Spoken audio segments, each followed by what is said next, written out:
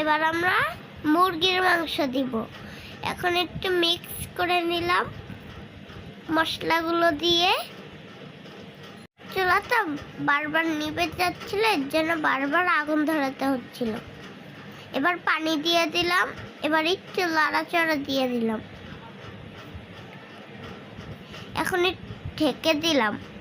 রান্নায় আমার মা আমাকে সাহায্য করছিল।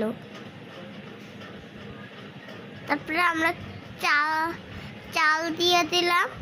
এখন আমরা চালের সাথে মিক্স করব পানি। তারপরে একটু লড়াচড়া দিয়ে ঢেকে দিলাম। বলক আসলে হয়ে যাবে। অনেক করতে করতে রাত হয়ে গিয়েছিল। এই তো রান্না হয়ে গেছে। আপনারাও বাসায়